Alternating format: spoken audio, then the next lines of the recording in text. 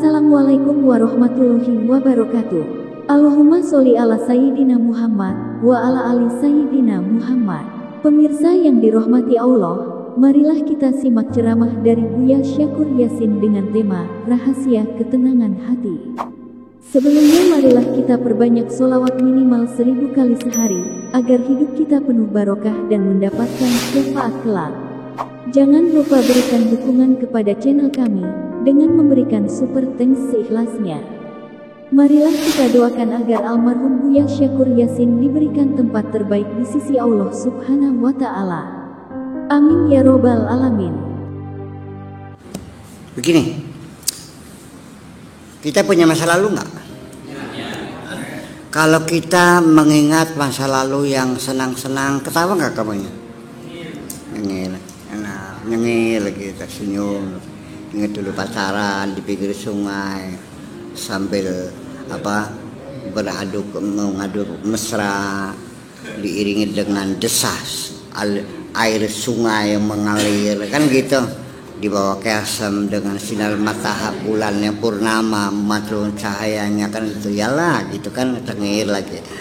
Tapi kalau ingat sama orang nipu kita sekian juta mengkel lagi, ya kalau kita ingat sama orang tua meninggal, anak meninggal, nangis lagi.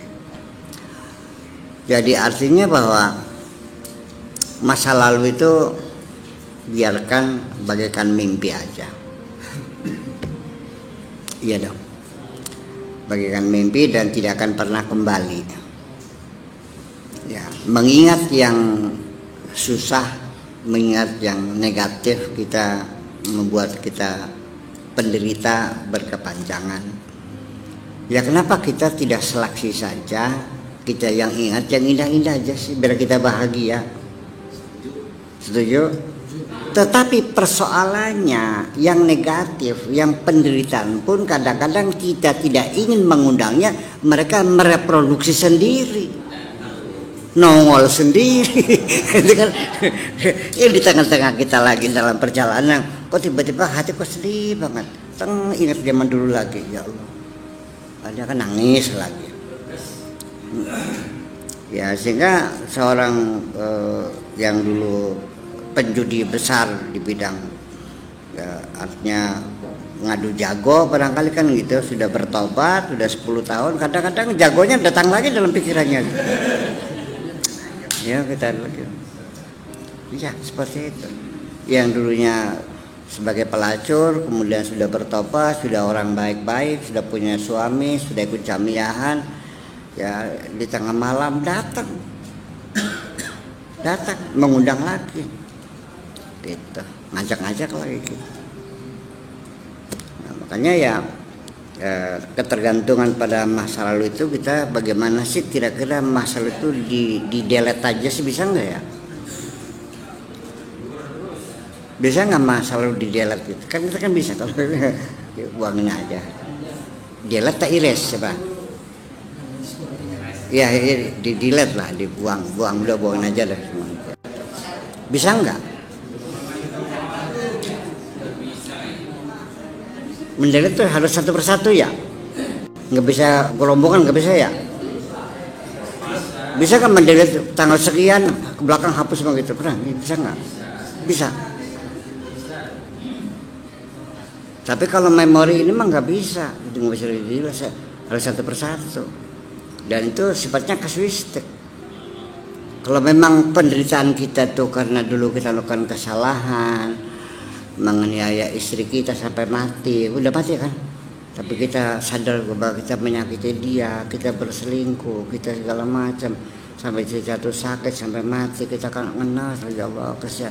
Ya udahlah, kalau begitu segera minta ampun sama Allah, bertobat kepada Allah, doakan istri kamu supaya diampuni sama Allah. Ya datang silakan, ziarah ke makamnya silakan, ya kan gitu, minimal kan mengurangi penderitaan. Kalau dulu kamu menjadi tersiksa dengan karena dulu punya utang yang belum bisa lunasi, masih 10 juta lagi, ya kita selesaikan dong persoalannya. Datang bang, minta maaf saya terlambat, ini baru bisa nyicil 2 juta dulu lah gitu. Itu juga mengurangi, saya kira harus diselesaikan. Kalau tidak menjadi beban psikologis, akan mengganggu. Anda berpikir tidak pernah konsentrasi. Itulah makanya saya berulang-ulang bahwa dosa-dosa yang kamu lakukan itu menyiksa dirimu sendiri kok. Itu virus semuanya. Iya. Allah tidak melarang kamu makan, silakan, tapi yang halal dong. Begitu Anda menerjang dan melakukannya, akan terjadi perlawanan di situ, penolakan. Iya, dan itu menyimpan suatu kesan yang banyak hal yang macam itu. Ya, kita juga punya masa lalu. Dalam kita beragama punya masa lalu agama, ya. Permusuhan, saling bantai, membunuh antara orang Islam sampai sekarang terjadi, itu masa lalu kita. Mau diapain? Ya, kita ingin berubah enggak? Ya sudah berubah. Kita bagaimana kira-kira umat Islam ke depan tidak ada pertengkaran gitu, bisa enggak? Ada rumusnya enggak? Gimana? Ya, saya kemarin kan memberi alternatif dalam berdakwah, tidak melakukan kekerasan tapi dengan kebaikan-kebaikan, ya kan, semacam itu. Tetapi terakhir bahwa pikiran-pikiran yang negatif yang ada di sekitar masyarakat, di sekitarmu ini, tetangga, kanan kiri depan belakang masyarakat sampai dalam bentuk negara, ini tidak bisa tidak mempengaruhi pikiran negatif itu dalam otakmu itu.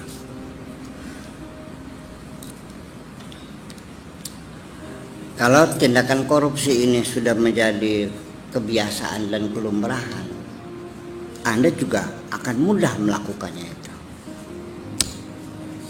Betul nggak?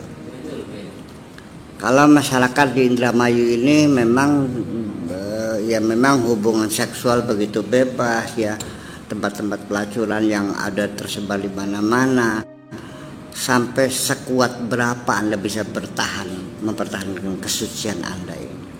Masih saya pertanyakan. Ya, kadang-kadang Anda juga kewalahan berikan perlawanannya. Suwe-suwe lama-lama ngicipi juga.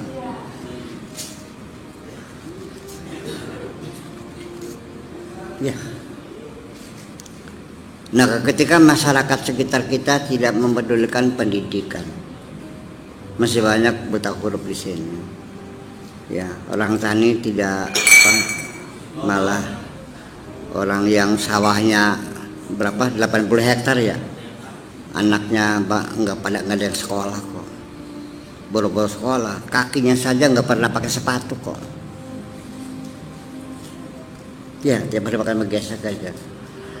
Berat orang tua di sini untuk membiayai anak sekolah, apalagi sekolah-sekolah yang elit ya, yang sampai ratusan miliaran itu boro-boro.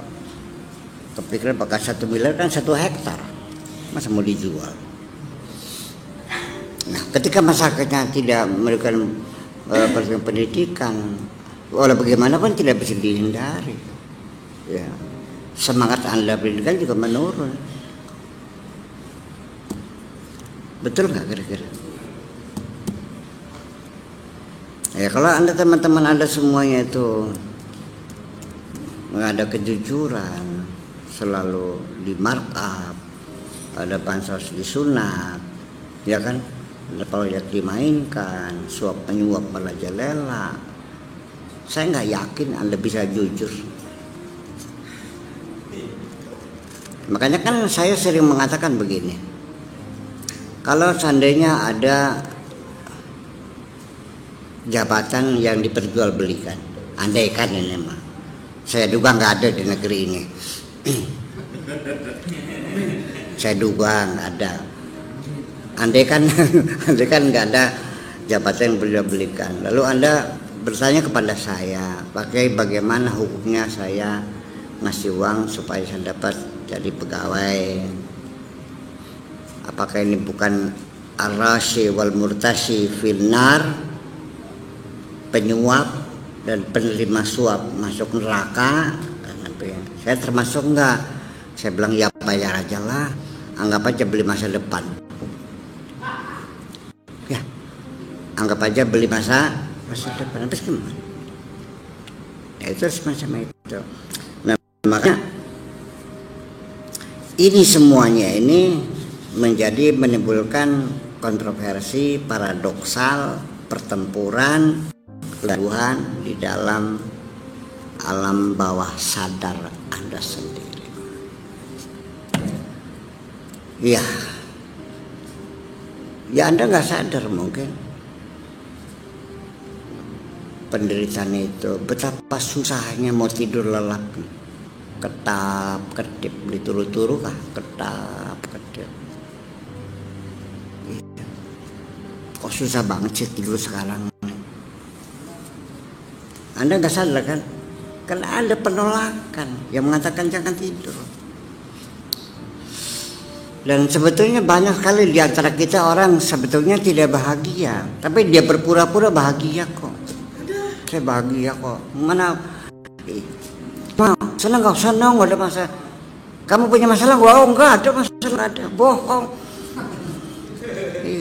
Nah, itu disimpan gitu. Terlalu banyaknya disimpan itu dalam bawah sadar itu, disitulah akan menjadi persoalan. Anda tidak pernah mendapatkan satu kenyamanan.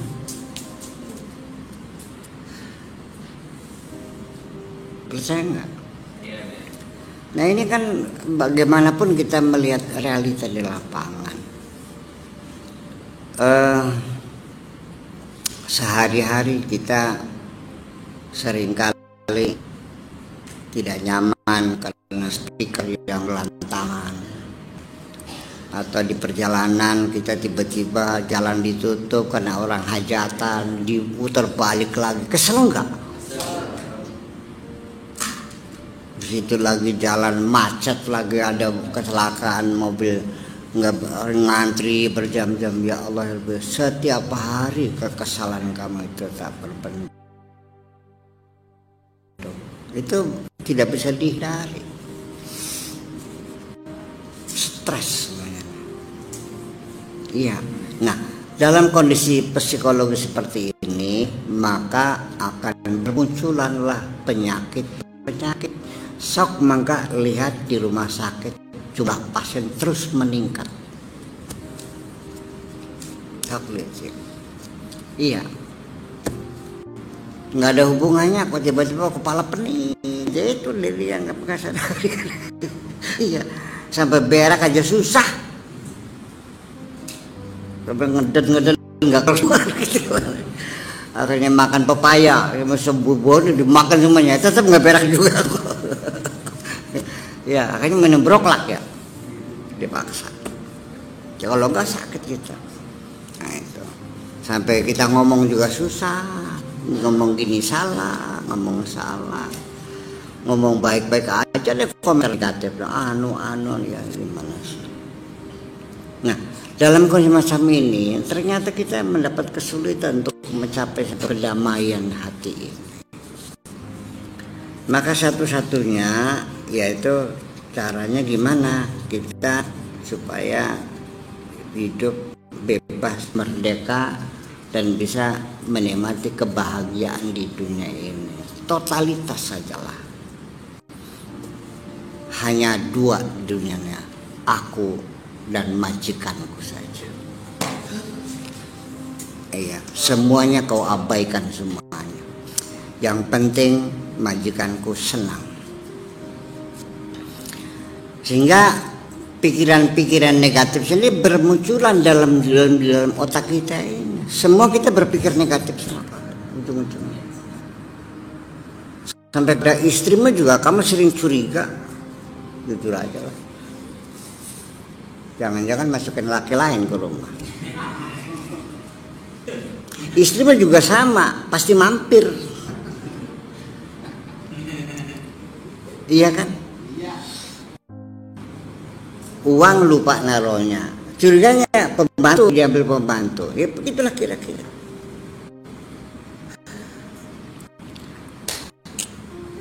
Tidak bisa dihindari seperti itu. Nah makanya kita mengajarkan orang untuk membantu siapapun yang susah. Jangan membedakan suku, jangan membedakan agama.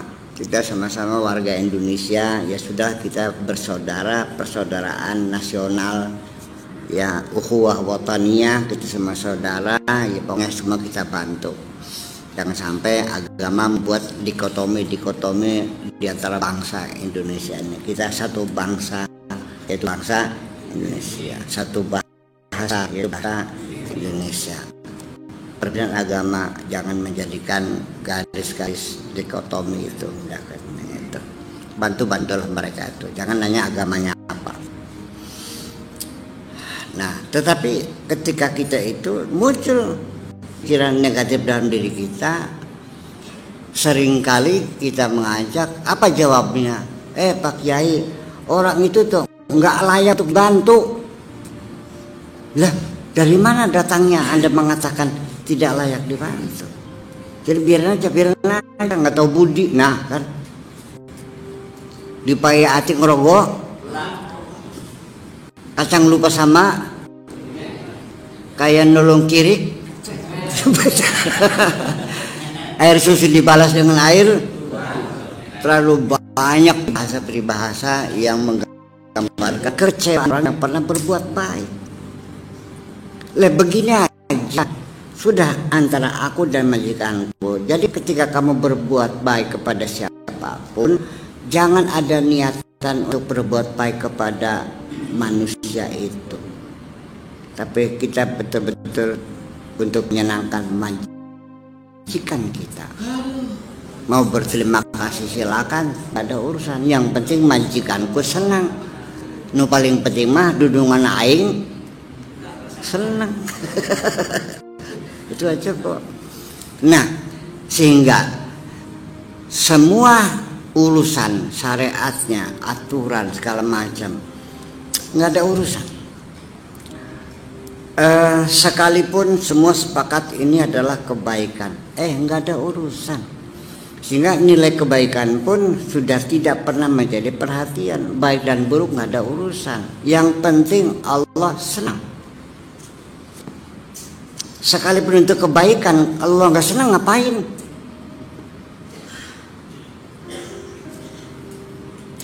Ya. Makanya dalam doa kita selalu yaitu wa adkhilni birahmatika fi ibadika sholihin.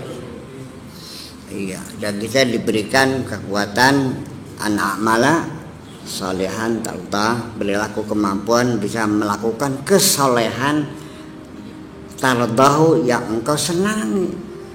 Sekalipun soleh, kalau Allah nggak senang ngapain? Saya kira paling-palingnya kita kembali dalam pemikiran kita, ya sudah, sekarang urusannya kita dengan Tuhan saja.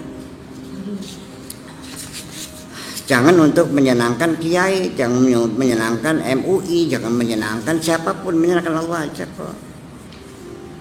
Kalau nggak senang ya nggak ada urusan, saya nggak ada urusan sama kamu, maka butuh kamu enggak kok.